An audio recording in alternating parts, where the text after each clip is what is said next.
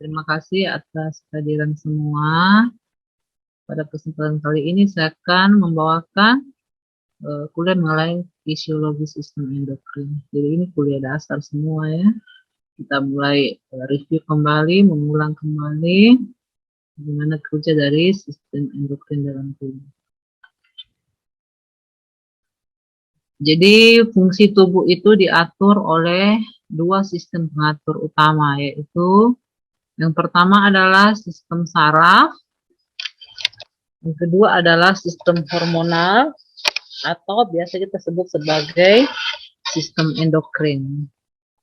Nah, antara sistem hormonal dan sistem saraf itu terdapat banyak hubungan, jadi dia saling berhubungan ya. Misalnya, dua kelenjar mensekresikan hormonnya sebagai respon terhadap rangsang saraf, yaitu misalnya kelenjar medula adrenal itu dia berhubungan dengan hipofisis. Nah, bagaimana kita mau ketahui tentang sistem endokrin ini? Jadi sistem endokrin itu diproduksi dan disekresikan ke dalam darah oleh sel kelenjar endokrin dalam jumlah yang sangat sedikit, sangat kecil ya. Kemudian langsung diangkut oleh darah menuju ke sel atau jaringan target, yang kemudian mengadakan interaksi dengan reseptor khusus yang terdapat dalam sel target, yang mempunyai pengaruh mengaktifkan enzim-enzim khusus. Nah, di sini sistem hormon itu tidak hanya berpengaruh pada satu sel target, tapi juga dapat mempengaruhi beberapa sel target yang berlainan. Nanti kita lihat ya pada slide berikutnya. Berbagai fungsi hormon dalam respon tubuh. Nah, bagaimana? Yang pertama itu dia mengontrol pertumbuhan dan perkembangan. Kemudian dia mengatur metabolisme tubuh. Yang ketiga dia mengatur regulasi internal tubuh, yaitu suhu, keseimbangan cairan dan ion. Yang empat, mengatur sistem reproduksi. Bagaimana hubungan antara saraf dan hormon? Jadi hormon itu bekerja atas perintah dari sistem saraf. Sistem yang mengatur kerjasama antara saraf dan hormon terdapat pada hipotalamus. Nah, hipotalamus inilah yang sering kita sebut sebagai neuroendocrine control. Jadi hipotalamus itu yang mengatur semua kerja dari sistem endokrin. Tapi dokter, slide-nya tidak berpindah dokter. Tidak berpindah slide-nya. Tapi iya dokter, belum berpindah slide-nya dokter. Sharing pause. Pause. Ini tidak berpindah katanya. Nah.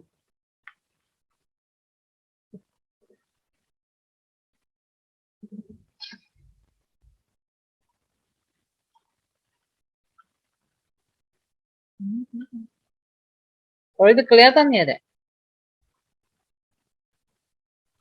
Tapi ini? Sudah dokter. Tapi iya dok, sudah dok. Perbedaan sistem saraf dan hormon. Iya dok. Kelihatan? Tapi iya dokter kelihatan. Tapi iya dokter. Jadi yang tadi tidak pernah pindah, tidak pernah pindah. Tapi iya dokter. Tapi iya dokter. Kenapa baru dibilang? Kalau ada masalah langsung bilang, nah. Karena nanti kita mengulang-ulang terus itu, mengulang-ulang terus itu. Tapi iya dokter. Tapi iya dokter. Jadi sekarang kita masuk perbedaan sistem saraf dan sistem hormon. Bisa lihat? Tapi iya dokter. Ya. Langsung ngomong nah kalau ada masalah nah. Tapi iya dokter. Nah. Kalau sistem saraf itu dia itu beraksinya bersifat cepat dan segera. Jadi memang ya saraf itu ya umpamanya kita misalnya terkena benda panas ya, karena sistem saraf bekerja cepat kita langsung menghindar. untuk menghindari cedera tubuh. Kemudian juga dia itu mengatur jangka pendek, misalnya denyut jantung dan kontraksi otot. Jadi denyut jantung itu diatur jangka pendek sesuai dengan kebutuhan. Kalau kita punya kegiatan, maka denyut jantung akan bekerja lebih cepat. Begitu juga kontraksi otot. Apabila kita melakukan sesuatu, bekerja, maka dia akan cepat berkontraksi, kemudian kalau kita selesai bekerja, ya dia berhenti berkontraksi. Begitu denyut jantung pada saat kita istirahat, ya pasti kerjanya pelan ya, jadi tidak cepat. Nah, itu kerja dari saraf. Kemudian kalau saraf itu mensekresikan neurotransmitter, jadi dia mensekresikan suatu zat yang akan merangsang saraf itu untuk bekerja, misalnya asetilkolin pada otot.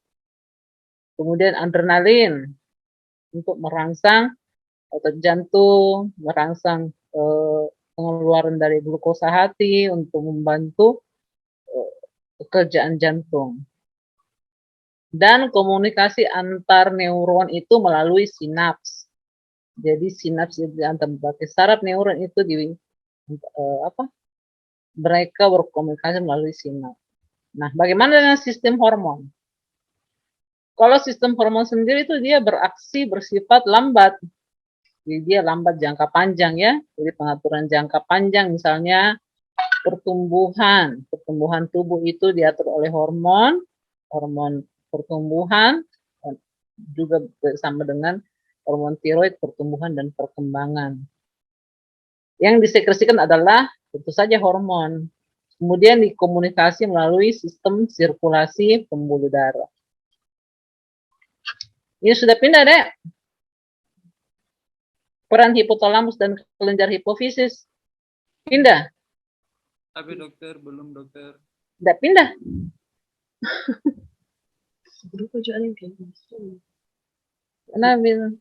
Tapi dokter, sudah dokter. Ya sudah pindah dokter. Kayak begini. Mungkin kalau tidak pakai nih. Di slideshow tidak berubah. Kalau Ya, mungkin. begini aja deh. Begini aja. Peran hipotalamus dan kelenjar hipofisis, lihat deh. Tapi iya dokter, lihat dokter. Bisa lihat? Iya dokter. Ya begini saja ya. Supaya kita bisa lihat. Nah, aktivitas endokrin itu dikontrol secara langsung dan tak langsung oleh apa tadi? Hipotalamus yang menghubungkan sistem persarapan dengan sistem endokrin. Dalam berespon terhadap input dari area lain di otak dan dari hormon dalam darah, neuron-neuron dalam hipotalamus itu mensekresi beberapa hormon releasing, yaitu dia mengeluarkan hormon mengeluarkan dan inhibiting. Jadi inhibiting itu kalau hormon itu sudah cukup, ya dia dihambat lagi, jadi tidak dikeluarkan terus-menerus ya. Kemudian hipotalamus itu mengontrol sintesa dan sekresi dari hormon-hormon hipofisis. Jadi hipotalamus itu sebagai pengatur dan hipofisis itu sebagai tempat keluarnya hormon-hormon.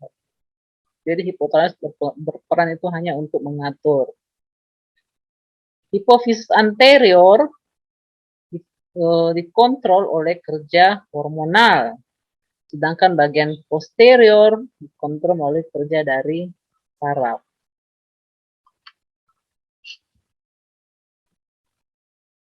Ini sudah bisa lihat sistem umpan balik. Tapi iya dokter. Bisa? Bisa dokter.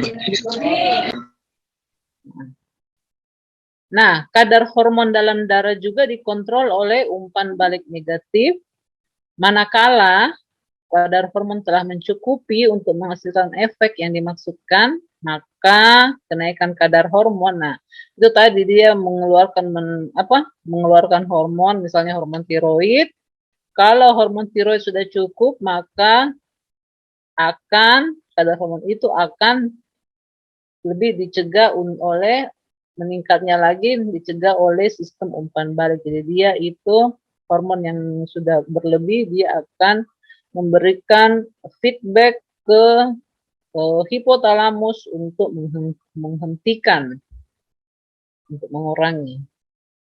Peningkatan kadar hormon mengurangi pelepasan dari hormon releasing.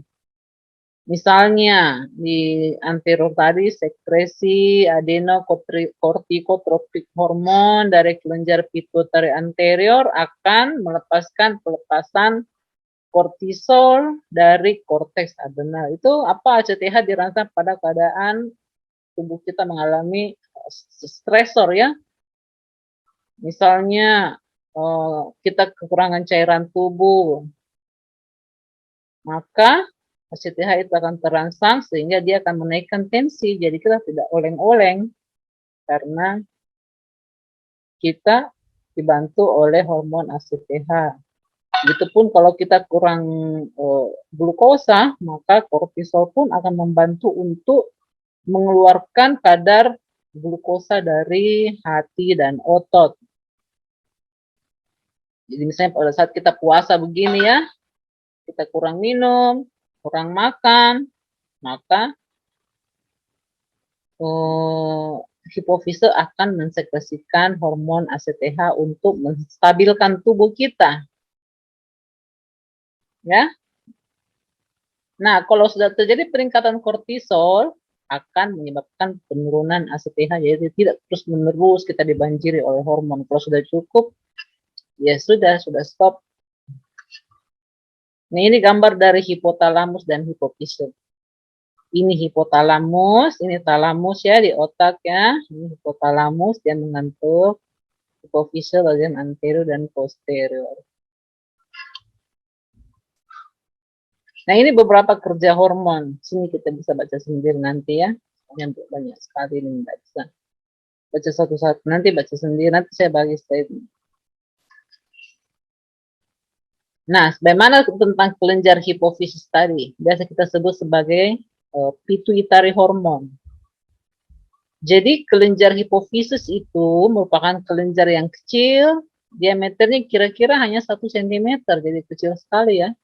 Beratnya itu cuma 0,5 sampai 1 gram. Dia duduk di sela tursika yang dihubungkan dengan hipotalamus. Nah, secara fisiologis, kelenjar hipofisis dibagi menjadi 2 bagian, yaitu yang bagian anterior, bagian posterior, kemudian di antaranya itu ada bagian daerah kecil yang avaskular disebut pars intermedia. Nah, anterior tadi itu menghasilkan hormon yang jadi kita sebut sebagai adenohipofisis. Dia mensekresikan 6 hormon penting. Kemudian bagian posterior yang bekerja dengan sel saraf itu kita sebut sebagai neurohipofisis, mensekresikan 2 hormon yang penting. Oke, lanjut. Slide-nya sudah jalan, Dek. Halo? Iya dokter, sekarang tentang hormon yang dihasilkan hipofisi anterior dokter. Ya. Apa-apa saja yang dihasilkan oleh hormon hipofisis bagian anterior? Yang pertama adalah hormon pertumbuhan. Jadi kita terus bertumbuh sampai sekarang. Hormon itu terus bekerja ya, menyebabkan pertumbuhan seluruh jaringan tubuh untuk meningkatkan ukuran dan jumlah sel melalui mitosis dan diferensiasi khusus dari beberapa tipe sel seperti sel-sel tulang dan sel-sel otot. Jadi dari kecil sampai sekarang itu hormon pertumbuhan tetap bekerja. Nah, bagaimana efek metabolik dari growth hormone? Hormon pertumbuhan tadi itu peningkatan sintesa protein seluruh tubuh. Jadi tubuh kita itu selalu mensintesa protein untuk mengganti protein-protein yang rusak oleh proses-proses yang kita kerjakan dalam tubuh. Kemudian meningkatkan mobilisasi lemak. Jadi lemak itu yang tersimpan dalam tubuh yang menyebabkan tubuh kita menjadi kelebihan lemak.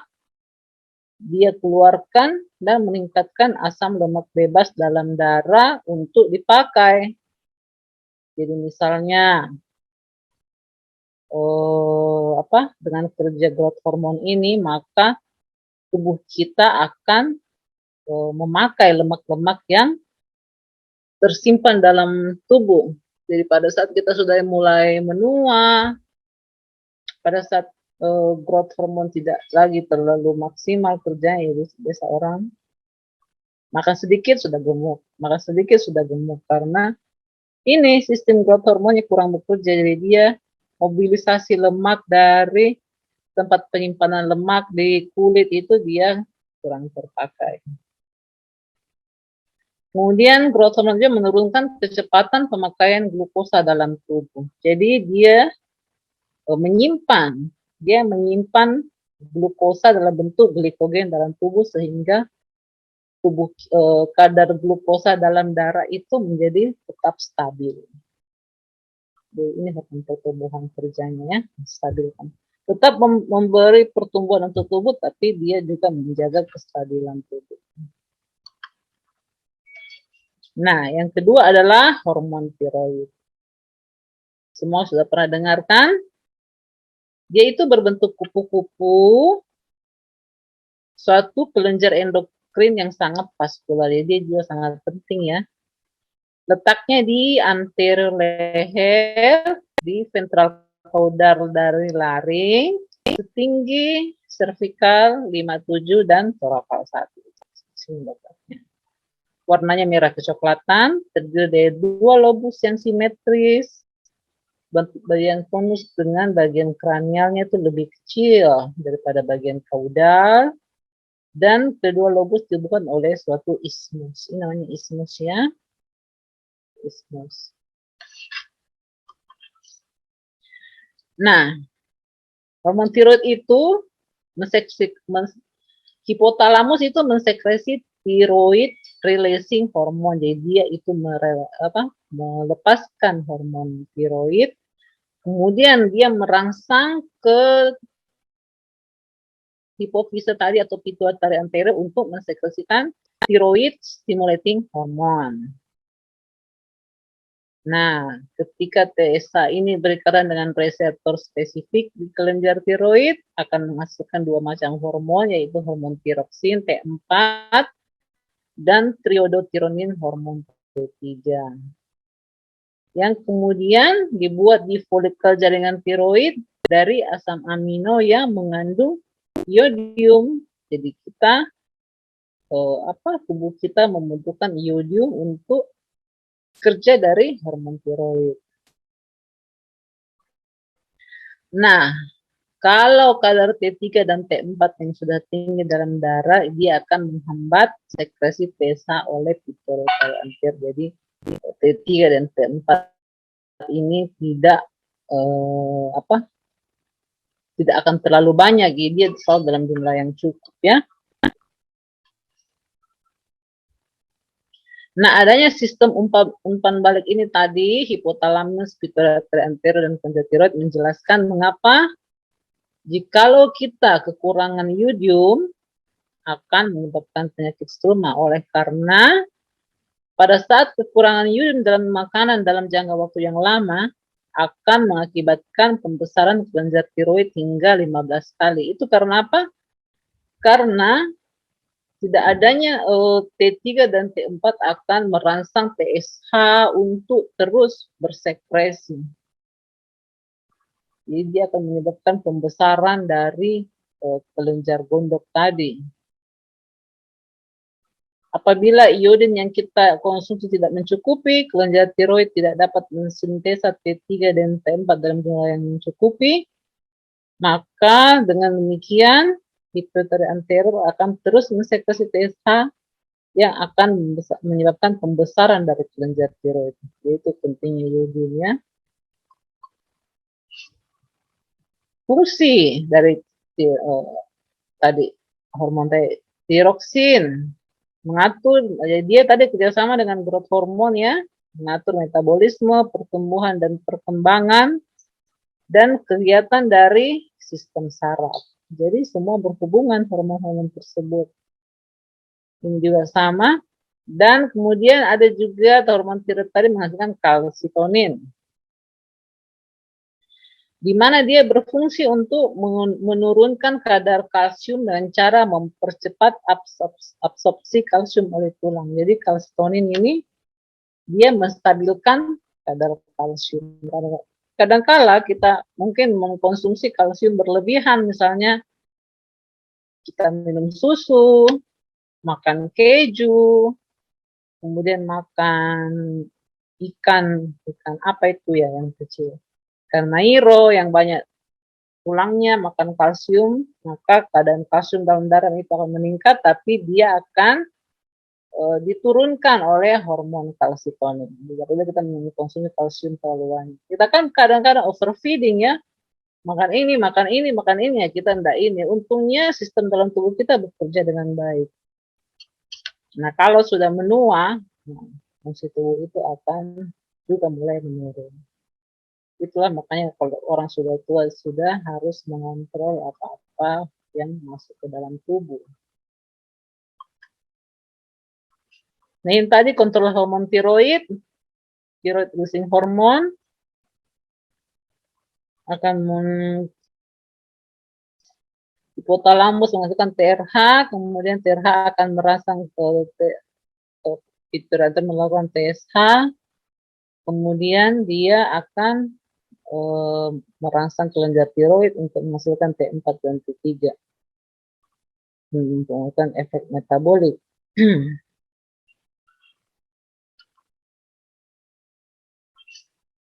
Nah, ini tadi bagaimana tiroid itu berasal dari tiroid follicle cell yang membutuhkan iodium.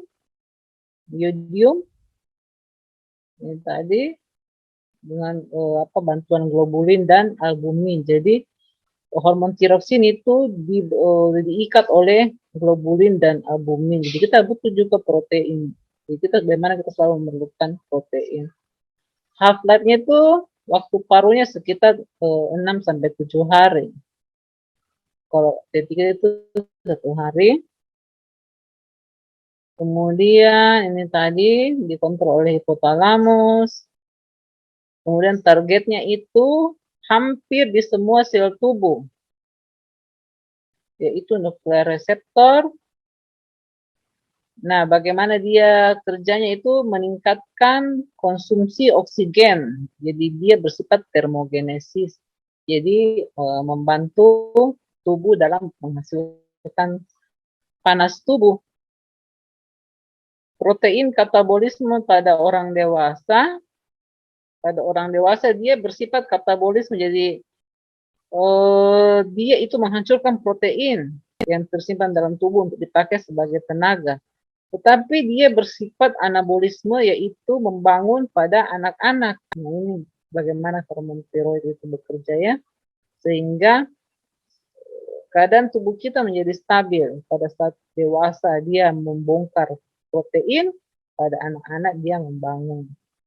Kemudian dia juga bekerja untuk perkembangan sistem saraf. Apalagi pentingnya meningkatkan aktivitas dari enzim metabolik, yaitu natrium dan kalium ATPase. Ini adalah sistem metabolik yang sangat penting ya. Kemudian juga memproduksi beberapa enzim-enzim. Kemudian ya T3 ini yang mempunyai negatif feedback ke pituitary anterior dan hipotalamus. Ini mengenai tadi hormon tiroid ya. Kemudian bagaimana hormon tiroid itu bekerja mempengaruhi sel target. Ini ya, mempengaruhi sistem DNA. Jadi sangat penting ya, karena dia itu bekerja di DNA sel, di mana dia bekerja memerlukan bantuan dari vitamin A dan vitamin D. Ini pentingnya vitamin A dan vitamin D, bagaimana mereka saling bekerja sama untuk mengatur ekspresi genetik dari sel. Jadi penting ya, ini hormon tadi growth hormon, hormon tiroid, ya, bagaimana pentingnya hormon-hormon tersebut.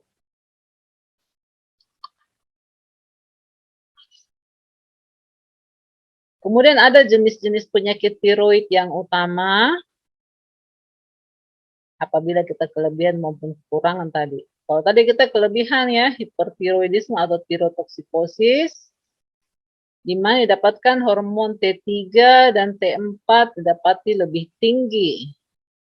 Apa penyebabnya? Yaitu penyakit Graves dan adanya penyakit autoimun. Begitu. Orang menderita satu penyakit.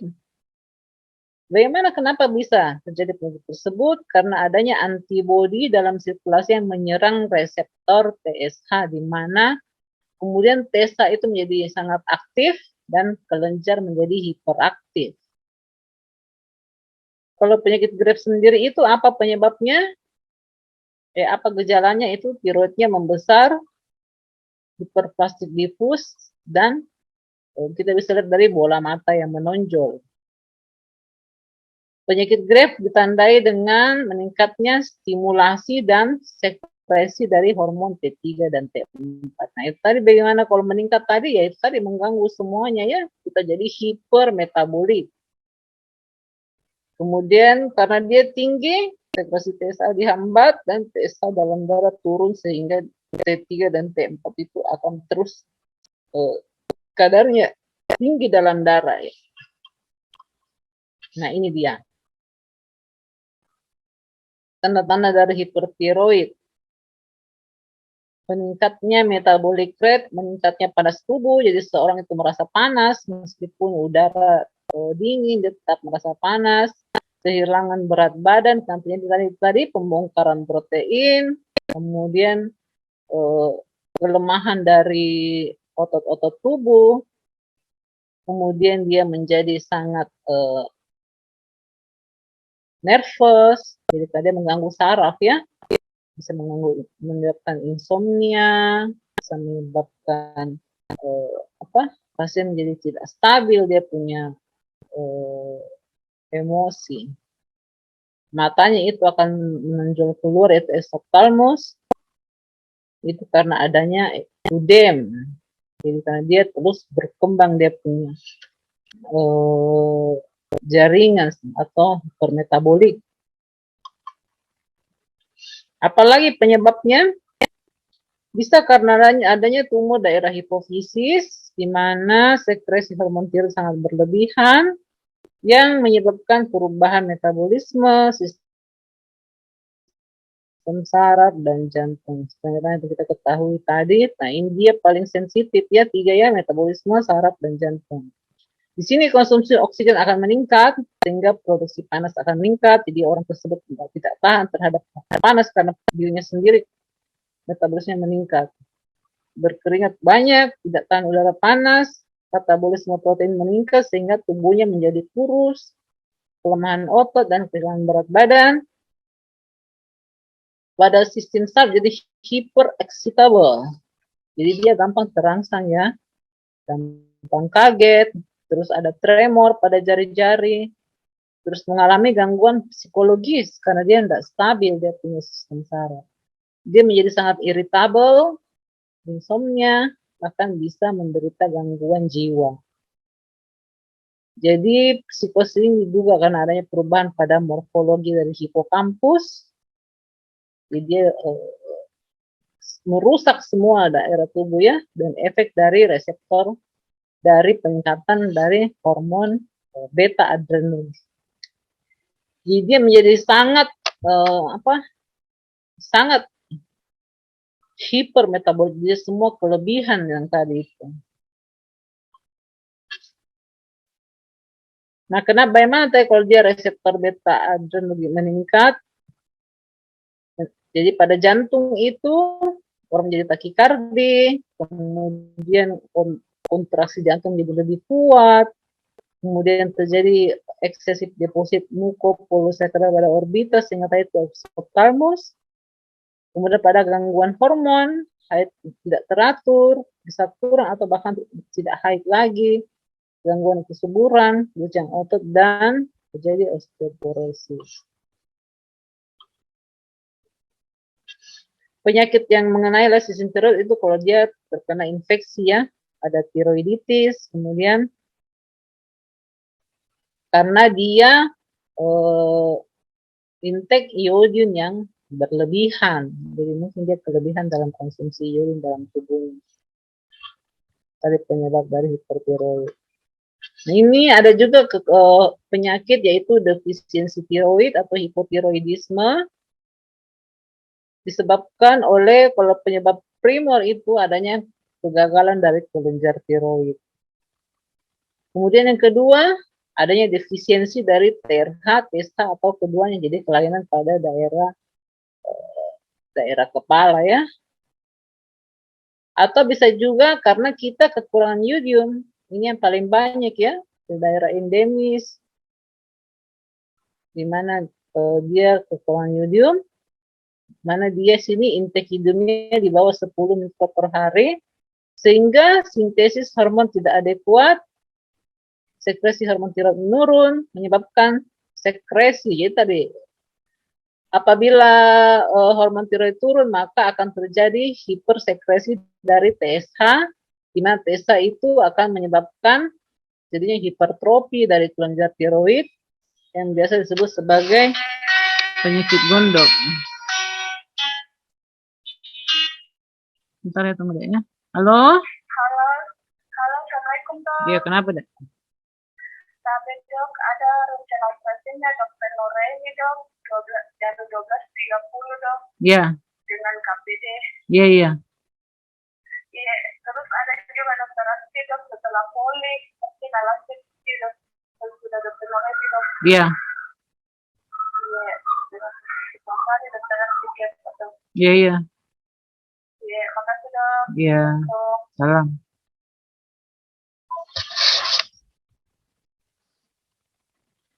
Diet adekuat atau kekurangan yodium, intake yodium di bawah 10 mikro per hari, sudah ya. Nah, apa akibat dari depresi tiroid itu? Dia menjadi kretinisme, menderita kretinisme. Jadi kretinisme itu jika menderita defisiensi tiroid sejak lahir, jadi dari ibunya ya, ibunya kurang, selama hamil dia kurang mengkonsumsi yodium, kemudian anaknya bertubuh kerdil, mengalami retardasi mental, masih perut membesar dan tidak besar dan menonjol. Ini pada ibu hamil ini kalau dia tidak mengkonsumsi yodium yang cukup. Yang pada orang dewasa itu apabila kita kekurangan hormon tiroid dapat menyebabkan pembesaran kelenjar tiroid, bisa juga akibat kegagalan hipofise. Jadi orang dewasa itu mungkin ada penyakit pada kelenjarnya itu sendiri atau hipofise yang bermasalah. Hipotiroidisme akibat dari hipofisis. Kegagalan dari hipotalamus, di mana dia BMR-nya, basal metabolic rate-nya menurun. Kita ketahui bahwa hormon tiroid itu membantu untuk metabolisme. Dia turun sampai minus 40 ya, sehingga tubuh menjadi udem, rambut jarang dan kasar, kulitnya jadi kering, kekuningan, tidak tahan dingin, terjadi retardasi mental, daya ingatnya berkurang, dan gangguan mental yang berat. Jadi bahayanya kalau kita kekurangan tiroid atau kekurangan yodium. Nah, inilah kretinisme, tidak besar dan menonjol.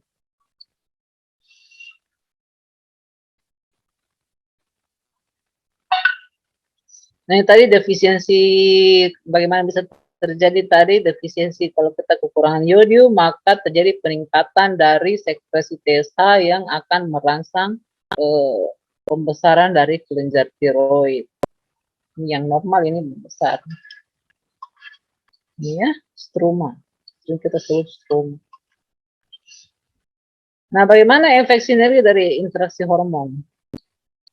Kadang-kadang hormon yang berbeda mempunyai efek yang sama dalam tubuh melalui mekanisme seluler yang berbeda. Jadi beberapa hormon itu bekerja sama untuk tubuh kita. Jika pada waktu yang sama disekretkan hormon yang berbeda, yang akan menyebabkan efek adiktif, jadi dia bekerja sama atau sinergis. Misalnya, apabila kita dalam keadaan stres ya, misalnya pekerjaan yang banyak, atau kita banyak berpikir, banyak pekerjaan, maka bahkan bekerja beberapa hormon. Yaitu yang pertama hormon glukagon, dia meningkatkan kadar gula darah, membebaskan dari hati. Kemudian yang akan kedua juga itu hormon stres yang kedua itu kortisol. Dia juga bekerja sama untuk meningkatkan konsentrasi gula darah, juga kerja dari epinefrin. Jadi epinefrin bisa menghasilkan kadar gula darah 5 mg, glukagon juga 10 mg, sehingga kadar gula darah kita akan meningkat dalam darah. Nah, ada juga dikatakan permisif hormon terhadap lain, di mana keberadaan satu hormon kadang tidak memberikan efek yang bermakna. Misalnya, maturasi sistem reproduksi dikontrol oleh gonadotropin, releasing hormon di hipotalamus. Namun, dia tidak bisa bekerja sendiri jika tidak ada hormon tiroid atau sel reproduksi terhambat. Jadi itu tadi pentingnya hormon tiroid. Jika hanya hormon tiroid, tidak ada pertumbuhan sistem reproduksi. Kalau hanya hormon reproduksi, maka pertumbuhan sistem reproduksi terhambat. Jadi dia bekerja sama untuk antara hormon reproduksi dan hormon tiroid yang adekuat untuk pertumbuhan sistem reproduksi yang normal. Bisa lihat slide deh. Iya, Halo? iya, tapi dokter sekarang tentang permisi hormon lain dokter. Gak ada masalah? Tapi iya dokter. Nah, sekarang kita pindah ke kelenjar paratiroid. Kita Iya kelenjar dokter. paratiroid itu apa? Bisa kan? Bisa? Iya tapi dokter. Kelenjar Bisa, dokter. paratiroid, di mana fungsi dari kelenjar paratiroid adalah yang pertama mengatur metabolisme fosfor, dan kedua mengatur kadar kalsium darah. Jadi tadi yang mengatur kalsium darah itu ada dua ya, tadi kalsitonin, kemudian sekarang diatur juga oleh hormon paratiroid, tapi kerjanya berlawanan ya. Nah, terdapat 3 hormon yang penting dalam pengaturan kalsium tadi. Kalsium itu adalah suatu apa? Apa sih namanya kalau ini? Zat kimia ya, kalsium ya. Kalsium yang kita selalu konsumsi. Jadi kadar kalsium itu diatur oleh 1,25 dehidrokolikalsiferol, yaitu hormon steroid yang diproduksi oleh vitamin D. Jadi dia itu memerlukan vitamin D yang mengalami hidroksilasi di hati dan ginjal yang meningkatkan penyerapan kalsium usus. Jadi kalau kita banyak mengkonsumsi kalsium, dia akan diserap oleh usus untuk masuk ke tulang. Tapi ini butuh bantuan dari vitamin D. Kita harus juga mempunyai vitamin D yang kita bisa dapat dari luar ataupun dari tubuh sendiri. Di mana PTH ini, paratiroid hormon, disekresikan oleh kelenjar paratiroid, di mana terjadi resorpsi mobilisasi kalsium dari tulang dan meningkatkan sekresi potassium. Jadi ini kalau PTH ini apabila kita kekurangan hormon, kekurangan kalsium dalam tubuh, sebagaimana kita ketahui bahwa kalsium itu juga sangat penting, ya, maka PTH itu akan bekerja, dia mengambil dari tulang. Ini tadi apa? Kalau kalsitonin mempunyai fungsi yang berlawanan, sehingga meskipun mobilisasi dari tulang itu berlebihan, diambil oleh PTH, kemudian ada kalsitonin yang menurunkan kalsium dan menghambat resorpsi tulang. Karena kalau terus diambil dari tulang, tulang kita jadi osteoporosis ya, menipis. Nah ini tadi kelenjar paratiroid. Dia itu berada dekat tiroid ya, dari sekitar tiroid, normalnya ada 4, terletak di belakang kelenjar tiroid, ya, panjang 6 mili, lebar 3 mili. Dia itu berwarna coklat kehitaman, menghasilkan hormon paratiroid yang mengatur konsentrasi ion kalsium dalam cairan ekstrasel Jadi dia mengatur absorpsi kalsium oleh ginjal dan pelepasan kalsium dari tulang. Jadi dibantu oleh ginjal dan dari tulang.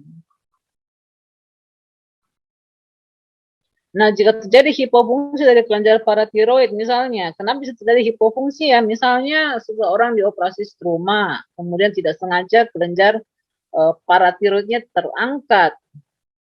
Nah, dia kan sangat kecil kan? Dia terangkat, maka akan menyebabkan terjadinya hipokalsemia karena tidak ada yang mengatur resorpsi dari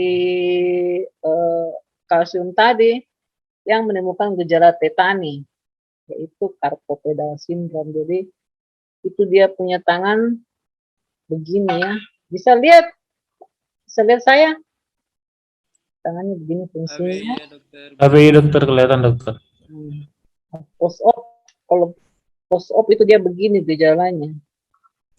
Jadi terapinya itu apa? Kita memberikan kalsium glukonas dan menyuntikkan intravena.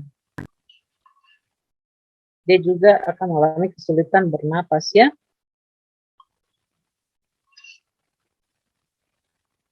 Bagaimana efek hormon tiroid, paratiroid itu terhadap konsentrasi kalsium dan fosfat? Yang pertama, dia menyebabkan terjadinya resorpsi atau pengambilan kalsium dan fosfat dari tulang. Kemudian untuk meningkatkan kalsium dalam darah, dia mengurangi dan mengekseluaran kalsium. Karena ini kan kalsium fosfat kan? Jadi kalsium fosfat, jadi dia membuang kalsium, membuang fosfat sehingga kalsium itu akan meningkat dalam darah. Nah, sekarang kita beralih ke kelenjar timus.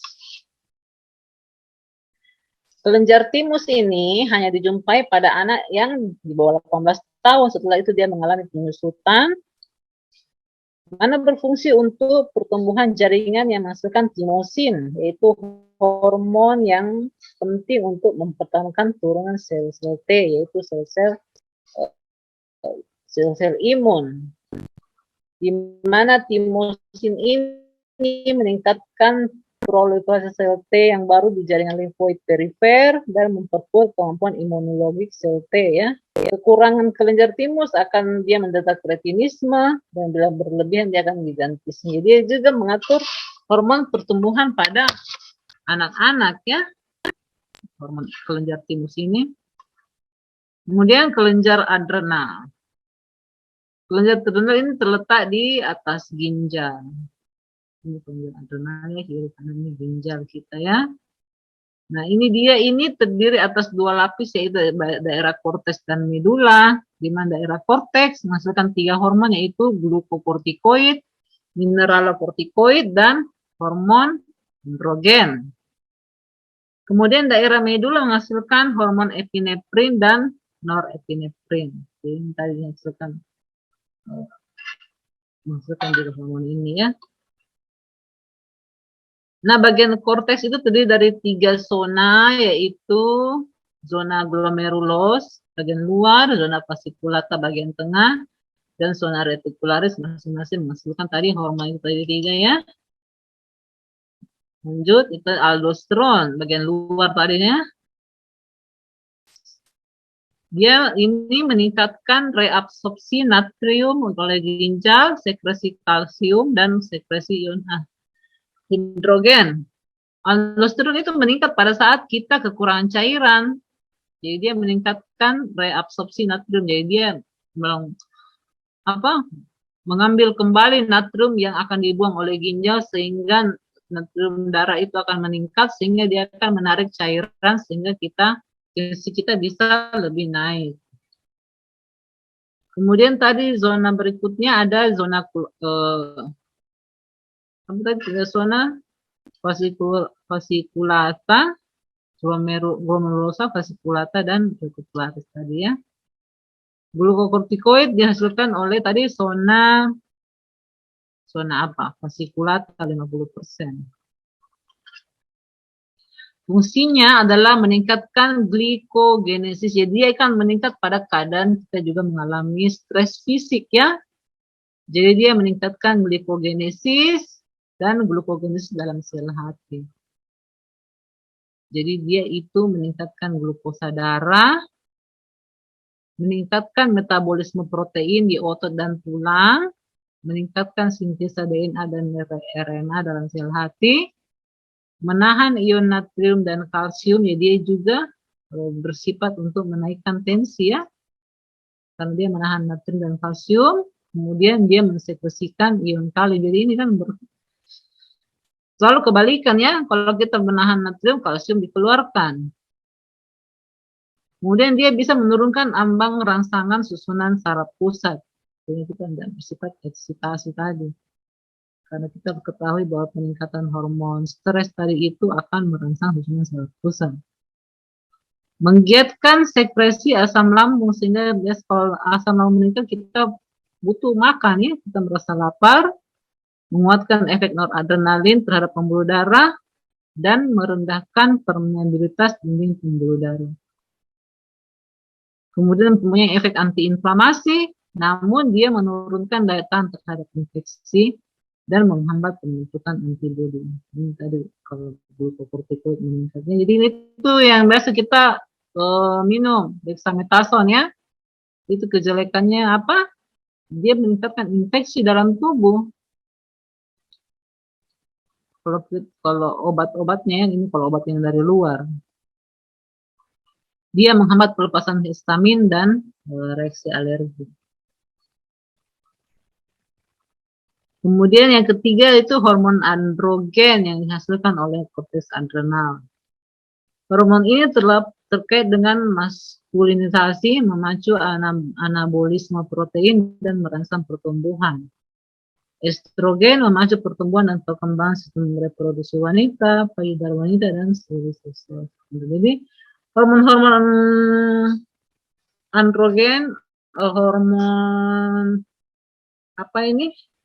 Disebut hormon untuk pertumbuhan sistem reproduksi ya, pun diproduksi oleh bagian korteks adrenal. Jadi kalau pada wanita yang sudah menopause, yang sudah tidak haid lagi, kelenjar ovariumnya sudah kurang kerjanya, maka dia tetap ada bantuan dari daerah bagian korteks adrenal. Jadi dia masih bisa mempunyai hormon estrogen yang dihasilkan oleh korteks adrenal. Nah, bagian medula. Medula mengandung granula yang padat dan banyak sarafnya. Itu tadi apabila kita mengalami stres, maka dia akan mengeluarkan hormon epinefrin dan epinefrin. Apa kerja dari kedua hormon ini? Kalau norepinefrin menyebabkan vasokonstriksi untuk meningkatkan tekanan darah. Kalau epinefrin kontraksi otot jantung dan otot jantung. Kemudian vasokonstriksi arteriol pada kulit. Kemudian vasodilatasi arteriol pada otot dan tulang. Jadi di kulit dia vasokonstriksi. Makanya itu kalau orang stres biasanya kulitnya dingin ya.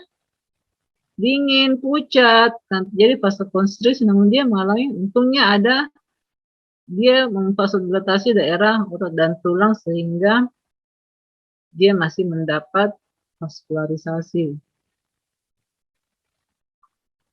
Pada metabolisme tubuh, dia memecahkan glukogen. Jadi dia meningkatkan gula darah, menyebabkan lipolisis, kemudian dia menghalangi pelepasan insulin. Karena insulin itu apa?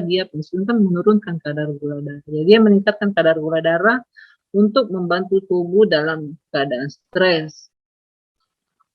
Menyebabkan relaksasi otot polos gaster, vesika urinaria, serta otot polos bronkus. Jadi kita jadi tidak sesak napas. Kemudian otot polos gaster pun menjadi relaksasi, khusus vesika urinaria. Sehingga gampang mencerna tadi apa? Apabila kita butuh makanan. Nah, tadi kontrol saraf ya. Itu saraf itu kan pengaruh sekali dari pikiran ya. Jadi kapan pikiran kita stres, maka ini tadi akan bekerja. menghasilkan sekresi nodular sistem saraf, peningkatan sekresi nodular adrenal, perombakan hormon simpatis, akibat stres fisiologis, mempersiapkan seorang untuk fight or flight.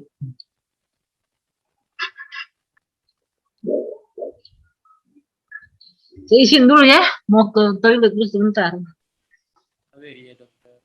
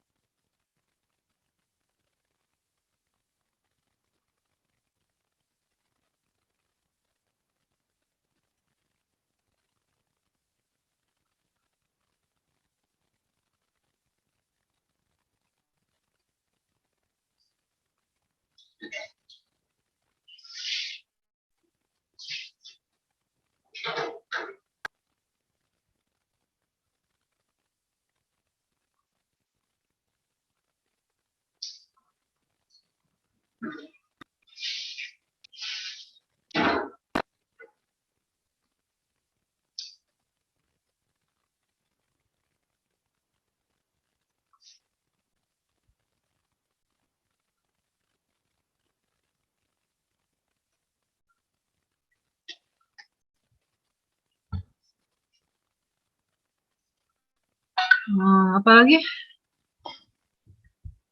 Lanjut ya. Hormon yang dihasilkan oleh hipofisis posterior itu adalah oksitosin, di mana dia penting untuk kontraksi otot polos uterus selama proses persalinan. Ini dibutuhkan pada saat persalinan ya. Kemudian dia juga menghasilkan hormon ADH atau vasopressin yang menurunkan volume urin dan meningkatkan tekanan darah. Jadi ini juga bersamaan dengan hormon apabila kita mengalami hipotensi ya. Kita mengalami sepsis, maka ini yang bekerja untuk meningkatkan tekanan darah. Nah, sekarang kita beralih ke kelenjar pankreas. Ini tadi kelenjar pankreas, di mana ini tadi pulau-pulau Langerhans menghasilkan hormon insulin dan glukagon, di mana dia juga mengeluarkan enzim-enzim ke duodenum. Kemudian dia mengeluarkan bikarbonat. Dia mengeluarkan juga sel-sel asinus mengeluarkan enzim-enzim pencernaan. Jadi dua fungsinya ya. Kalau pankreas itu berfungsi dua untuk hormonal dengan enzim pencernaan. Sel beta menghasilkan insulin, sel alfa glukagon, sel delta somatostatin, 3 hormonnya. Nah, kalau pulau Langerhans itu membentuk dua macam hormon.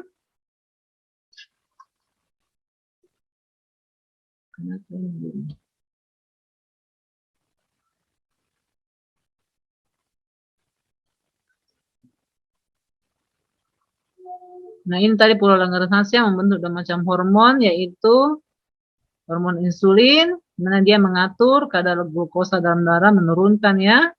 kemudian mengubah glukosa tadi menjadi glukogen dalam hepa dan otot dan bersifat antagonis dengan hormon adrenalin. Jadi kalau hormon adrenalin meningkat, dia menurunkan kerja dari insulin. Kalau glukagon tadi apa? Dia meningkatkan kadar gula, mengubah glukogen jadi glukosa, kan dia sinergis dengan adrenalin tadi. Apabila kita stres, maka kadar gula darah itu akan meningkat dibantu oleh hormon glukagon. Nah, apa-apa faktor yang bisa meningkatkan glukosa darah kita? Yaitu penyerapan dari usus, kita makan dalam keadaan stres, kemudian hati juga memproduksi melalui proses glikogenolisis dan gluconeogenesis.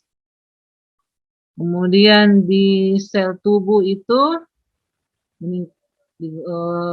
mengurangi transfer glukosa dalam hati, dia menyimpan atau digunakan. Kemudian di ginjal juga. Di ginjal itu terjadi eksesi glukosa di urin apabila kita kelebihan glukosa.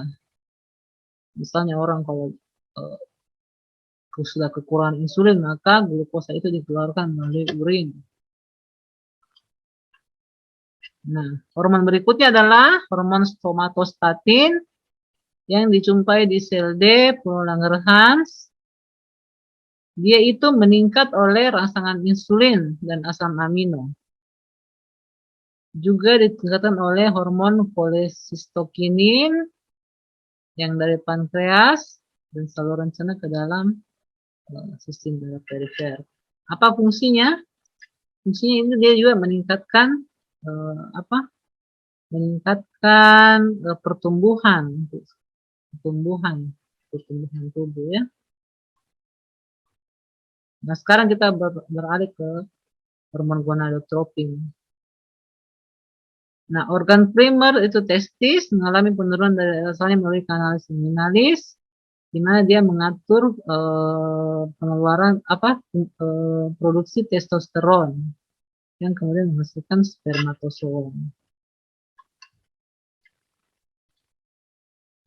Apa tadi fungsinya? Dia mengatur produksi sperma, menstimulasi pemeliharaan seks sekunder seperti janggut dan suara, memproduksi inhibin, di mana dia bisa menghambat sekresi FSH, menstimulasi turunnya testis sebelum kelahiran. Jadi di sini tadi ya sistemnya. Pada ovarium dia merangsang pada wanita ya, dia merangsang pembentukan LH, FSH, dia merangsang pembentukan sel TK, di mana adanya kolesterol untuk pertumbuhan hormon gonadotropin itu kita membutuhkan kolesterol juga ya.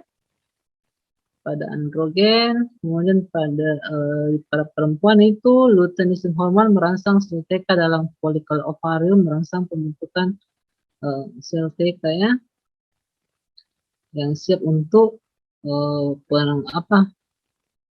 jika terjadi pembuahan, maka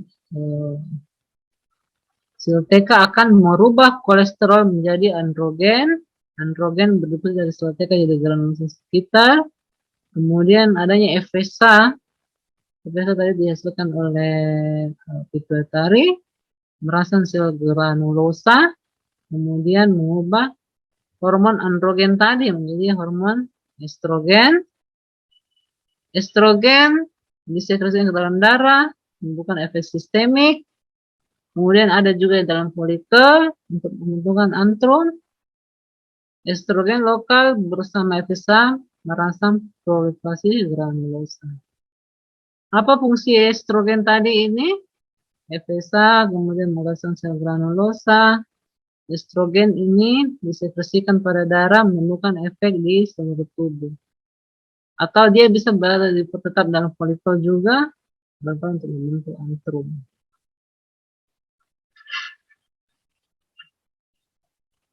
Nah, apa efek dari estrogen tadi? Pada jaringan spesifik untuk seks itu esensial untuk pematangan dan pelepasan sel telur, merangsang pertumbuhan dan reproduksi wanita.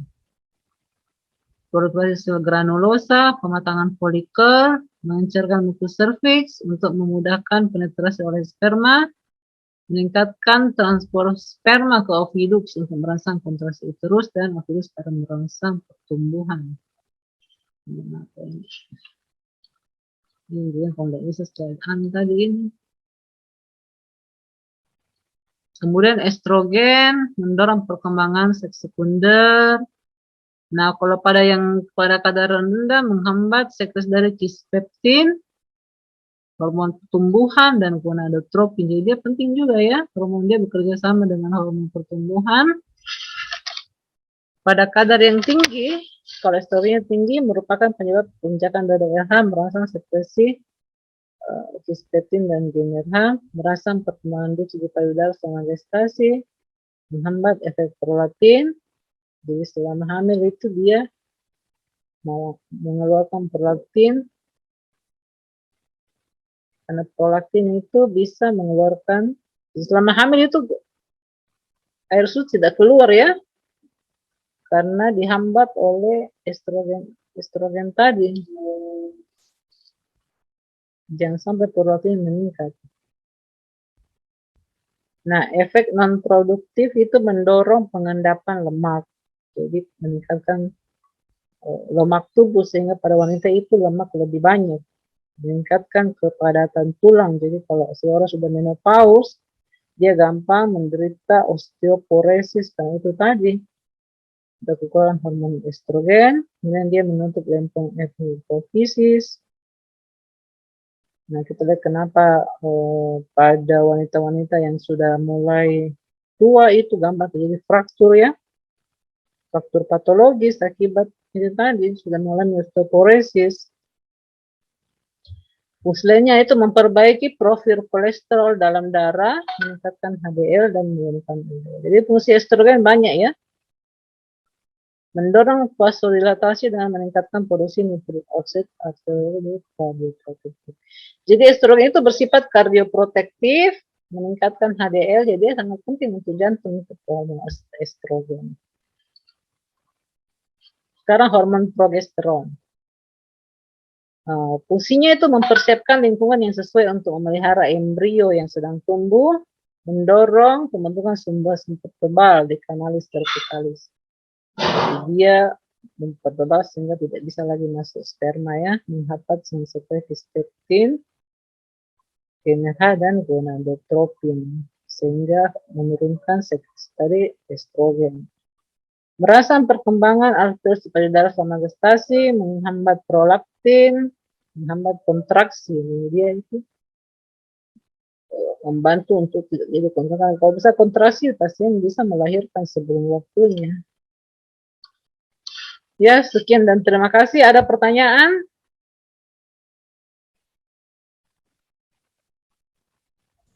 Iya, dokter.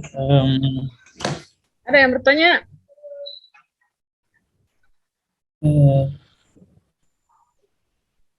Tidak ada. Tapi dokter, mungkin masih belum ada dokter. Belum ada pertanyaan? Tapi dokter, masih belum ada dokter. Berarti jelas semua ya? Sekarang Iya dokter. kita lanjut ke apa tadi itu? Fisiologi saluran cerna.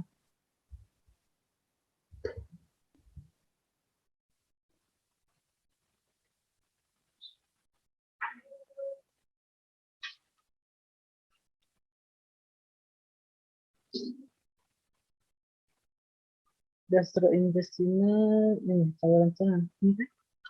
Iya.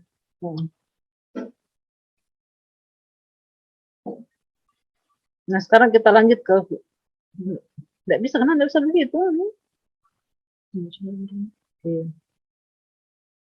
Ini penting ini kawan kan.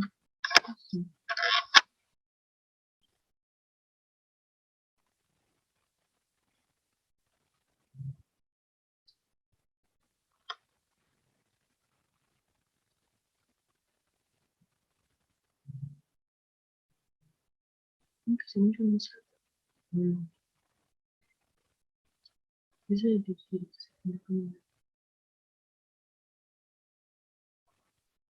Ya, bisa lihat screen-nya, Dek. Tabe iya dokter. Kalau nggak jalan, bilang lagi, nah. Sekarang kita lanjut ke fisiologi sistem gastrointestinal. Ini lihat. Organ Tabe sistem, iya dokter, iya dok. Iya dok. Dokter kelihatan dokter, jelas dokter.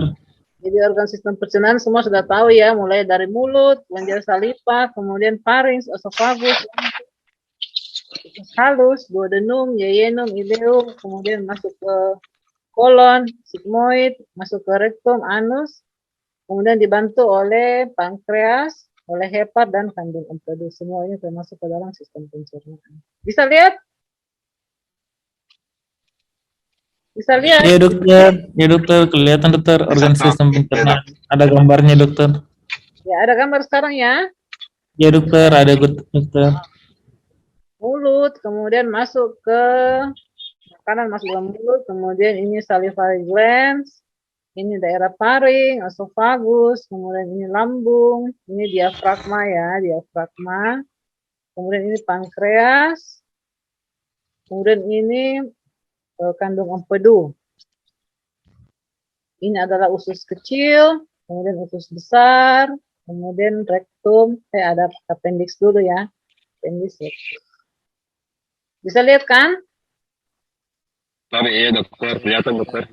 Nah, sekarang kita pindah di sini.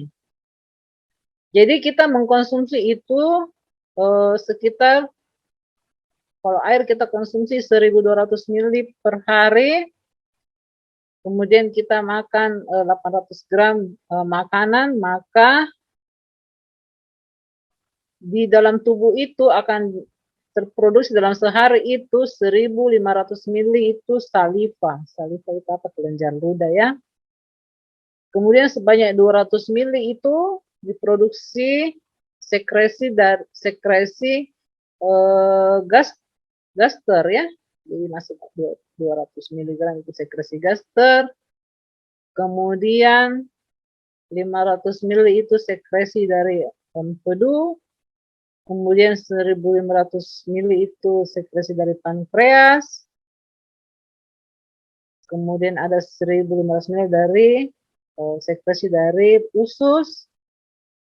Yang kemudian ini di dalam usus besar diserap lagi cairan 1.400 masuk ke dalam pembuluh darah.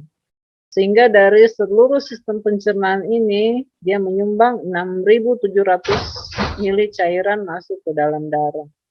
Sisa yang tidak terpakai itu keluar melalui feses sebanyak 100 ml air dan 50 gram itu solid feses ya. Jadi tadi apabila kita konsumsi tadi. Nah, bagaimana aliran darah pada saluran cerna? Aliran darah terbesar itu berasal dari menuju ke hati, ke limfa, dan juga ke saluran cerna. Di mana di sini lapisan mukosa lamina propria memiliki paling banyak pembuluh darah dan saluran limfa. Bisa lihat, Dek. Slide-nya. Sekarang slide-nya tentang aliran darah pada saluran cerna, dokter. Oke, lanjut. Tabe iya dokter. Nah, ini tadi aliran darah ya. Kalau aorta memompakan darah, maka dia masuk ke dalam arteri iliacus, kemudian arteri hepatikus, kemudian masuk ke liver. Ini sebanyak 70% dari blood flow masuk ke dalam ke liver. Kemudian masuk ke dari iliacus itu masuk ke arteri di gastrik, kemudian masuk ke ginjal, masuk ke pankreas, masuk ke arteri mesenterikus tadi semua, kemudian dia masuk kembali ke ginjal melalui vena portal ya. Jadi tadi ini sebanyak 70% daerah di vena portal, kemudian dari arteri hepatikus 30% menuju hepar, kemudian kembali ke vena cava inferior. Apa fungsi dari saluran cerna? Yang pertama jalan makanan, menampung makanan, mencerna makanan, absorpsi dan ekskresi. Semua sudah tahu kan. Nah, bagaimana pergerakan di saluran cerna itu? Jadi lapisan saluran cerna itu ada berapa lapisan? Paling luar itu adalah lapisan serosa. Ini lapisan paling luar ya. Kemudian lapisan otot, ada otot longitudinal, ada otot sirkular, di mana otot longitudinal ini membantu perpanjang dan memperpendek saluran cerna pada saat peristaltik. Jadi itu memperpanjang, pendek, mencernakannya, membantu pencernaan makanan. Kalau lapisan otot yang melingkar, circular muscle, dia penampangnya yang dia perbesar atau perkecil. Jadi dia juga sama-sama kerjasama untuk peristaltik. Kemudian ada namanya lapisan submukosa. Ini lapisan submukosa di sini sangat kaya akan pembuluh darah. Kemudian lapisan mukosa, mukosa ini. Lapisan mukosa terdiri dari keripik dan fili untuk memperluas penyerapan.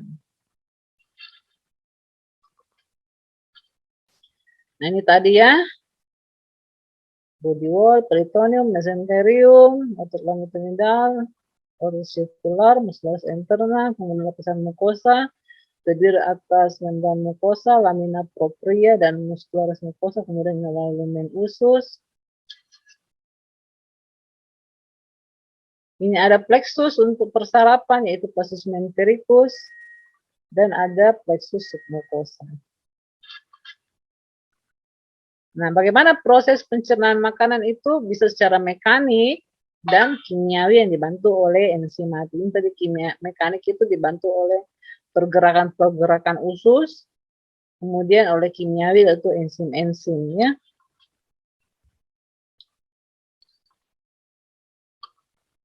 Jadi aktivitas sistem pencernaan yang pertama adalah ingesti, yaitu masukkan makanan ke dalam mulut, kemudian mengalirkan sepanjang saluran cerna.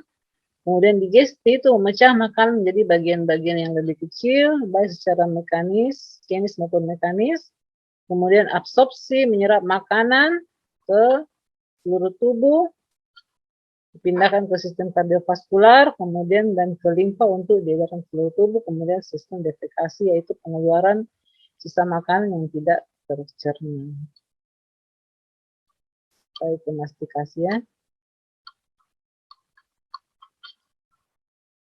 Di dalam mulut makanan dihancurkan melalui mastikasi pengunyaan, kemudian pelumasan oleh air liur atau saliva, dinetralisasi asam dalam makanan dengan bikarbonat.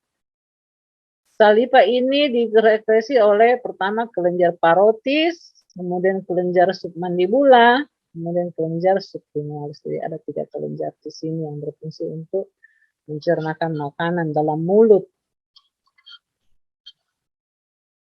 Mekanisme pencernaan itu ada mengunyah oleh gigi, kemudian lidah membolak-balik mencampur makanan. Nah, di sini ada refleks mengunyah ya. Apa itu refleks mengunyah? Dia menjaga keseimbangan sehingga gigi tidak melukai lidah atau organ lunak lainnya. Jadi ini juga diatur saraf ya.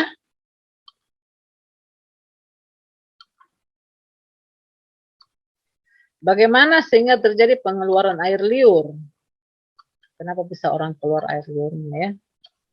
Jadi refleks ini dimulai oleh adanya cita rasa, misalnya ada aroma makanan yang enak, kemudian ada bau makanan yang enak, kemudian adanya reseptor raba akibat makanan sudah dalam mulut, sehingga itu tadi keluar semua enzim-enzim atau air liur yang membantu pencernaan makanan. Di sini dibantu oleh hipotalamus dan pusat pengatur air liur itu ada di medula oblongata. Jadi misalnya kita melihat makanan yang enak, mungkin air liur kita sudah mengalir keluar ya. Baru melihat, misalnya melihat di Facebook, ada yang memposting, apalagi dalam keadaan puasa ya, bisa menyebabkan puasanya menjadi makruh. Mekanisme pencernaan makanan itu ada proses menelan, ada tahap volunteer itu disadari ya, bantuan lidah, mendorong makanan ke belakang, kemudian ada fase faringeal, otomatis masuk ke esofagus, kemudian esofageal, dibantu oleh gerakan peristaltik, makanan terdorong ke lambung. Aduh. Pengaturan refleks menelan dimulai dengan adanya makanan yang terdorong ke belakang mulut. Nah, ini tadi ada tahap bukal di mana makanan dikumpulkan di permukaan atasnya sebagai bolus yang lembab, kemudian didorong ke dalam faring, kemudian tahap faringeal di atas dan di dasar lidah, laringeal berkonstriksi, dan epiglottis menutup. Jadi kalau kita makan itu otomatis ya, otomatis laringeal berkonstriksi dan epiglottis menutup sehingga makanan tidak masuk ke dalam paru-paru. Jadi kalau sedang makan itu usahakan jangan sambil bicara ya, karena apa? Bisa tersedak. Proses tersedak itu membantu mengeluarkan makanan sehingga makanan tidak masuk ke dalam paru-paru. Kemudian otot-otot faring mendorong bolus ke dalam esofagus bagian atas. Kemudian di esofagus, gelombang peristaltik membawa bolus terus ke lambung. Pencegahan regurgitasi atau reflux kembali ke esofagus. Jadi makanan itu yang kalau sudah masuk ke dalam lambung bisa kembali ke esofagus akibat adanya reflux. Misalnya pada saat kita tidur harusnya makanan itu bisa naik kembali ke atas, tapi karena adanya beberapa sistem sehingga makanan tidak kembali ke esofagus. Jadi adanya kontraksi otot pada ujung bawah esofagus, adanya lipatan mukosa esofagus, adanya jepitan esofagus, kemudian perjalanan yang bertonjolan dari esofagus ke lambung. Jadi tadi menghambat makanan untuk kembali ke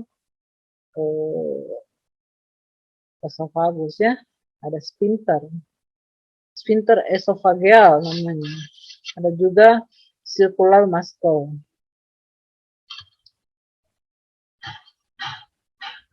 Bagaimana pengaturan? Pengaturan itu oleh saraf ya. Pengaturan itu selalu oleh saraf, dilakukan oleh sistem saraf. Ada dari saraf pusat, yaitu volunteer, di mana kita memerintahkan, dapat diperintah seperti mengunyah, menelan, atau buang air besar. Kita masih bisa kendalikan ya. Kalau kita tidak bisa mengendalikan buang air besar itu sudah bahaya, misalnya kebelet, mencret, itu sudah bisa dikendalikan. Kemudian involunteer, di luar kendali kesadaran seperti peristaltik. Jadi gerakan peristaltik itu kita tidak sadari, dia terus menerus mengalami peristaltik.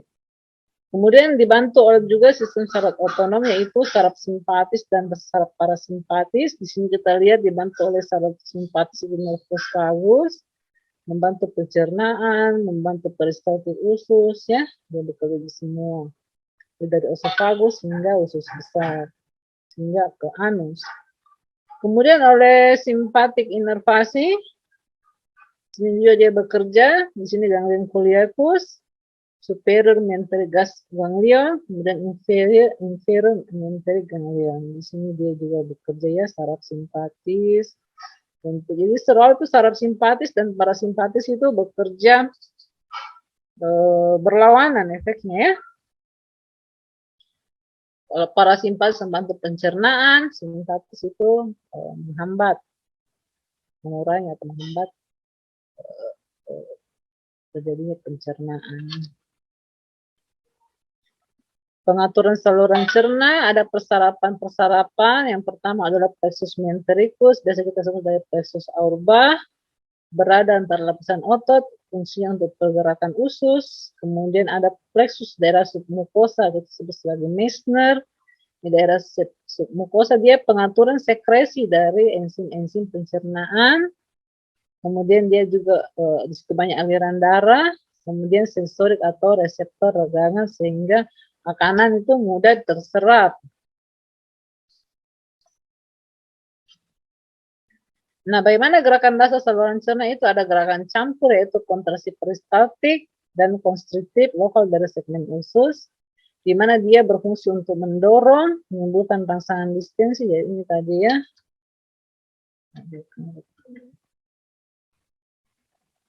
Menimbulkan pergerakan massa makanan sepanjang usus. Ini tadinya ini namanya gerakan peristaltik. Kalau dia berkontraksi, kemudian distensi, kemudian seterusnya dia mendorong ya setiap 5 detik. Setiap 5 detik itu peristaltik berjalan.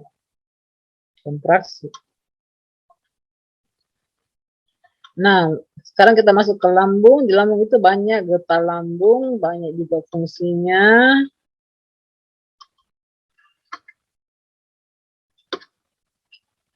Ya. Yang pertama itu adanya pepsinogen dihasilkan oleh chief cell di fundus dan corpus. Mengenai chief cell menghasilkan pepsinogen untuk mencerna protein ya. Kemudian asam lambung dihasilkan oleh sel-sel parietal, asam lambung. Asam lambung fungsinya mengubah pepsinogen menjadi pepsin, yaitu enzim pemecah protein. Kemudian dia mensterilkan makanan, sehingga makanan yang masuk itu bisa di steril ya. Kalau makanan kan tidak steril kan? Kan makanan tidak disemprot alkohol baru dimakan ya. Jadi dia kadang bersifat tidak steril karena ada yang pegang, dipegang oleh penjual, dipegang oleh teman, dipegang oleh pembuatnya. Makanya disterilkan oleh pH 1,5 sampai 2,5. Kemudian membuat kalsium dan besi menjadi lebih mudah diserap dalam usus ini. Ion-ion yang sangat kita butuhkan yaitu kalsium dan besi ya. Berikutnya,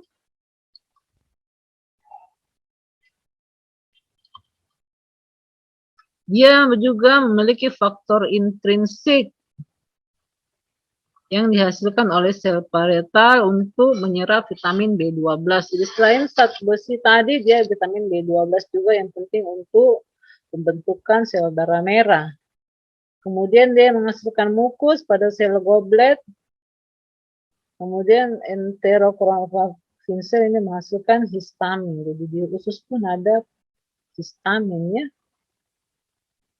Kemudian sel G pada hormon untuk menghasilkan gastrin yang akan menstimulasi pembentukan HCl pada sel parietal.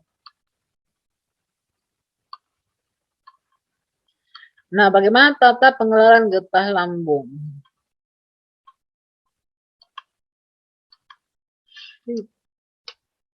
Ini ada fase sefalik atau psikoneural. Jadi ini kalau kita melihat makanan ya, makanan dalam mulut, mulai refleks perangsangan sekresi getah lambung. Apabila kita melihat makanan, maka terjadi pengeluaran getah lambung. Kita mencium bau makanan, kita melihat makanan, maka mulai adanya refleks pada lambung. Jadi kita memang mau makan ya. Jadi tidak heran itu kalau makanan rasanya mau makan karena memang sudah fisiologis ya. Kemudian adanya defisiensi glukosa dalam otak. Jadi misalnya orang puasa, kemudian dia melihat makanan, makanya kalau puasa jangan sering-sering ke dapur, jangan buka-buka kulkas, jangan lihat-lihat foto-foto makanan ya, supaya tidak merangsang ini fase sefalik. Lalu efferent nervosalus dia akan menstimulasi sel parietal mensekresi HCl dan sel G mensekresi gastrin. Jadi kalau orang puasa tadi jangan lihat-lihat makanan karena akan merangsang sekresi-sekresi dari tadi mulai dari mulut, lambung. Ini memang dilarang ya. Jangan cari gara-gara gitu. Nah, dia memproduksi HCl dan gastrin akibat hormon tadi adanya psikoneural. Tahap pengeluaran getah lambung ini terus berlanjut.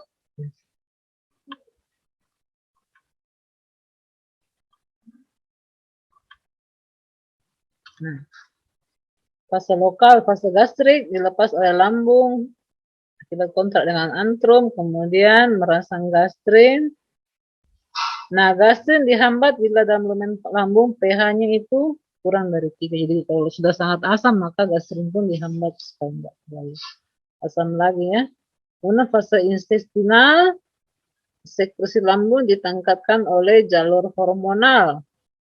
Jadi oleh regangan duodenum. Jadi adanya makanan sehingga terjadi absorpsi asam amino yang meningkat.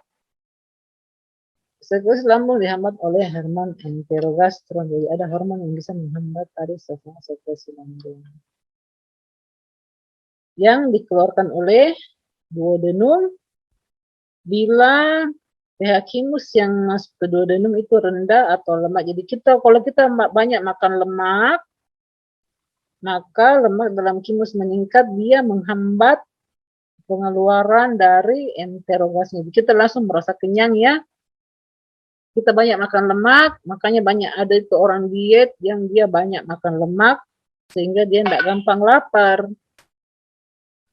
Karena lapar kan dirangsang oleh tadi hanya pengeluaran sekresi oleh asam-asam lambung tadi ya. Dia banyak makan lemak atau duodenumnya rendah karena adanya makanan-makanan yang bersifat alkalis dalam duodenum. Nah, apa tadi fungsi ACL? Menghasilkan sinogen, pepsinogen jadi pepsin, itu desinfektan, menonaktifkan pitialin, merangsang hormon sekretin pada usus halus, membantu terbukanya klep pilorik lambung sehingga makanan bisa masuk ke dalam duodenum. Kalau gastrit hampir sama ya. Termasuk kelenjar enzim pepsinogen, keluarnya HCl, kemudian ada juga enzim renin, di mana dia merubah protein susu, mengendapkan protein susu. Pada bayi ini banyak enzim reninnya ya, dan berkurang banyak ketika dewasa. Makanya itu orang yang tidak biasa minum susu pada waktu dewasa, maka dia akan biasa menderita, habis minum susu langsung diare, karena sudah enzim renin memang sudah berkurang pada orang dewasa. Kemudian ada mukus yang berfungsi untuk melindungi dinding lambung dari kerusakan akibat HCl. Yang tadi ada juga pepsin berfungsi untuk mencegah memecah protein. Nah sekarang usus halus. Usus halus itu memiliki panjang kurang lebih 6 meter. Jadi panjang ya. Dia mencerna dan mengabsorpsi makanan dari lambung. Dia terdiri atas duodenum, yeyunum, dan ileum. Nah, bagaimana mikrofili dalam usus halus hingga lumen dikelilingi oleh vena-vena dari hepatikus, kemudian ada monofili-fili lambung, fili-fili usus ya. Sini ada fili usus, mikrofili, ini epitelnya.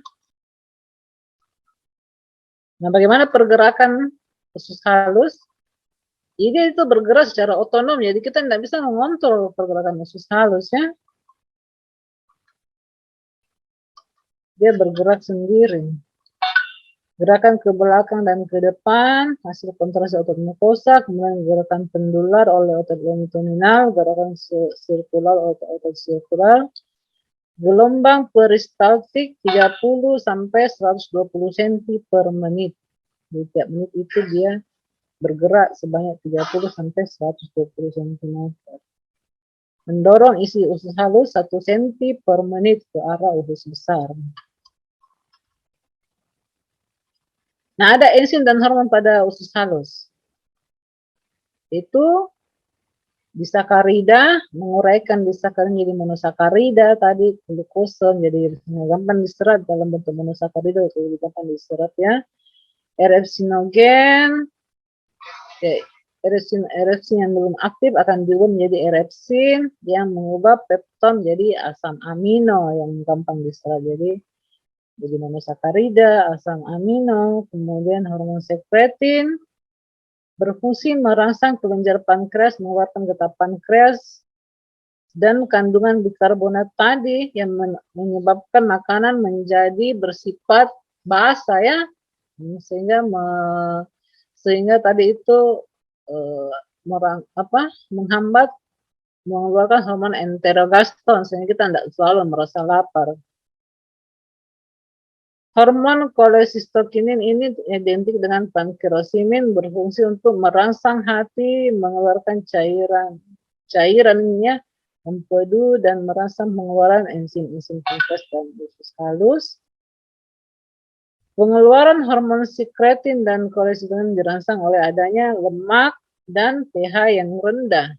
pH yang rendah itu adalah tadi kandungan bikarbonat yang dialirkan ke dalam usus.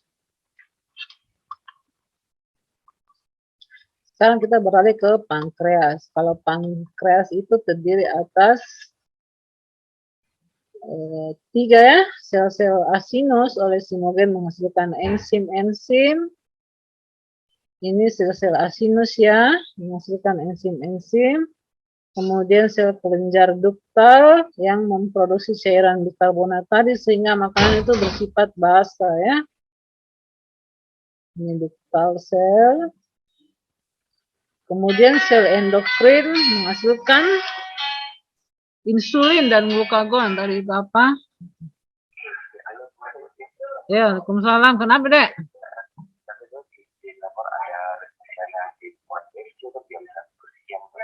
Siapa yang mau kerja? Terleo? Oh iya. Oke. Ya sudah mana? Ya jam 1 Pito. Saya lagi ya jam 1 Pito. Jam 1? Iya, aku makasih. Ya.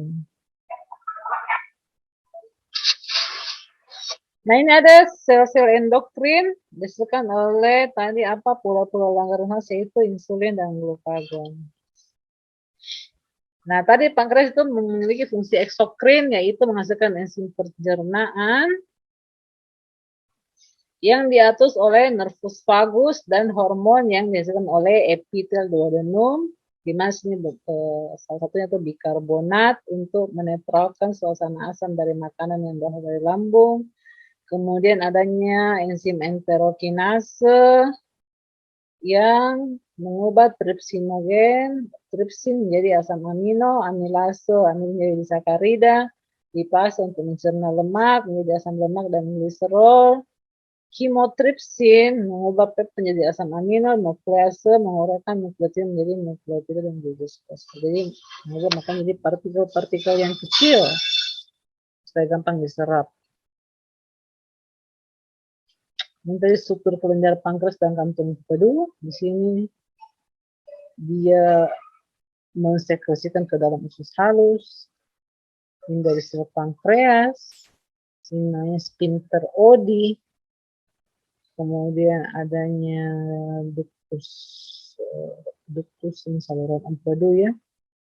Pankreas memproduksi enzim digestif dan bikarbonat. Ini yang penting pankreas ya. Nah tadi fungsi endokrin mengatur kadar gula darah oleh hormon glukagon. Tadi kita sudah pelajari dia meningkatkan pelepasan glukosa, kemudian insulin untuk menurunkan kadar glukosa dan memasukkan glukosa ke dalam sel tubuh terutama pada otot-otot. Nah sekarang kita ke hati. Hati merupakan kelenjar terbesar, beratnya 1,4 kg. Fungsi hati itu untuk metabolisme, yaitu karbohidrat, untuk menyimpan glikogen, merangsang gluconeogenesis, sehingga mempertahankan konsentrasi glukosa dalam darah. Jadi kalau kita kekurangan glukosa jadi hati itu dua fungsinya ya, dia selain menyimpan glikogen, dia juga untuk gluconeogenesis, di mana supaya kadar gula darah berada dalam batas normal. Fungsi eksokrin digunakan untuk pencernaan dan absorpsi lemak, metalisasi asam lambung di usus. Getah empedu merupakan cairan alkalis sebanyak 0,5 sampai 1 liter per hari dihasilkan. Fungsinya ialah untuk lipase, merangsang sekresi lipase untuk mencernakan lemak ya, merangsang sekresi dari pankreas, meningkatkan absorpsi lemak. Jadi getah empedu itu gunanya untuk meningkatkan absorpsi lemak juga.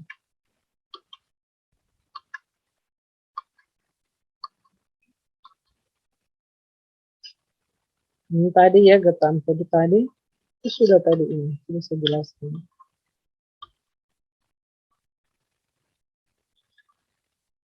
Komposisi dari getah empedu, dia bukan garam empedu, kombinasi dari kolesterol dan asam folat dan asam amino. Kemudian ada pigmen empedu, terutama bilirubin. Dia ini memecahkan hemoglobin dalam limfa dan sumsum tulang dan memberikan warna kuning pada feses. Kemudian dia mencernahkan kolesterol, lecitin, garam, dan air. Jadi komposisi ya yang mengandung kolesterol, lecitin, garam, dan air. Pengaturan pengeluaran kelenjar, getah empedu, kontraksi kandung empedu dikontrol oleh refleks kolagogus oleh adanya lemak. Jadi kalau kita makan lemak, kuning telur atau adanya magnesium sulfat akan merangsang refleks kolagogus, sehingga menyebabkan pengeluaran dari getah empedu tadi untuk membantu pencernaan lemak-lemak ini.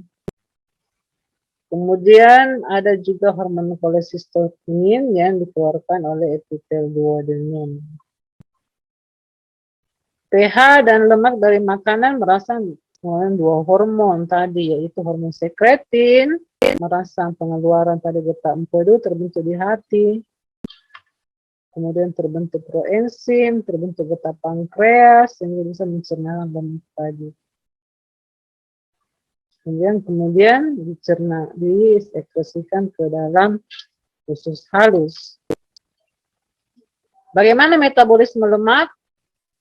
Melakukan oksidasi asam lemak dengan cepat untuk kebutuhan energi. Jadi lemak itu biasa kita pakai untuk energi juga ya. Membentuk sebagian lipoprotein. Sintesa kolesterol dan fosfolipid dalam jumlah besar. Ini untuk dinding sel ya. Mengubah karbohidrat dan protein dalam jumlah besar menjadi lemak. Jadi kalau kita banyak mengkonsumsi karbohidrat dan protein itu juga akan berubah menjadi lemak. Metabolisme protein ini untuk pembentukan urea, kemudian membuang amonia dari cairan itu, ini racun-racunnya. Membentuk protein plasma, ini penting ya, 90% di hati. 15-50 gram per hari. Nah, hati pun punya fungsi vaskular. Dia menampung darah dalam jumlah besar, di mana vena porta itu berbentuk sinusoid. Di situ ada darah sebanyak 1100 cc yang lewat per menit. Dari arteri hepatika sendiri berjalan sebanyak 350 cc per menit, sehingga totalnya itu yang masuk ke dalam hati itu darah 1.400, jadi hampir lebih dari setengah ya, 29% dari jumlah curah jantung. Kemudian vena hepatika itu mengandung 450 cc darah, dan jika seorang menderita payah jantung akan terbentuk 1000 cc mengakibatkan adanya bendungan di liver tadi, sehingga terjadi peningkatan tekanan pada atrium kanan. Jadi itu heparat berfungsi untuk vaskular hati. Intinya fungsi vaskular, menampung darah ya. Kemudian dia juga untuk penyimpanan vitamin, penyimpanan zat besi, untuk proses pembekuan darah, untuk detoksifikasi zat-zat beracun, oleh sel-sel fagosit dan sel Kupffer, untuk pembuangan atau ekskresi obat, sistem metabolisme dan zat-zat yang dibuang tubuh, dan sintesa, sekresi, dan penyimpanan empedu. Ini fungsi hepat. Nah, sekarang kita ke usus besar. Penyerapan makanan di usus halus yang kemudian masuk ke usus besar itu hanya air dan penyerapan garam. Nah, ini di usus besar ini terjadi penyerapan garam dan air di usus besar. Jadi usus besar itu juga penting ya untuk membantu menjaga keseimbangan cairan dalam darah. Jadi misalnya usus besarnya mengalami infeksi, mengalami inflamasi, jadi orang itu diare, air banyak keluar, garam banyak keluar, sehingga seseorang akan mengurangi dehidrasi dan kekurangan elektrolit ya.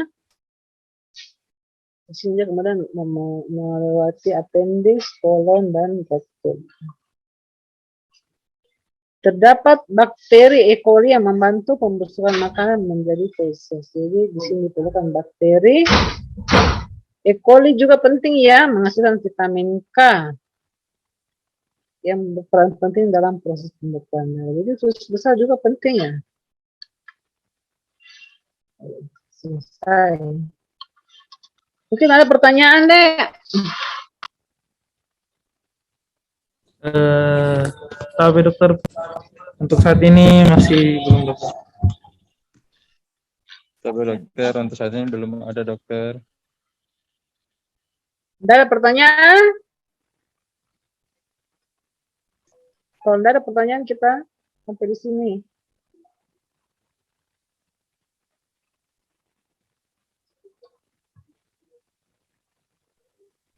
Tidak ada pertanyaan deh. Tapi iya dokter. Kalau tidak ada pertanyaan, sampai di sini dulu ya kuliah yang saya bawakan. Assalamualaikum warahmatullahi wabarakatuh. Waalaikumsalam. Warahmatullahi wabarakatuh. Terima kasih banyak dokter. Terima kasih dokter. Ya.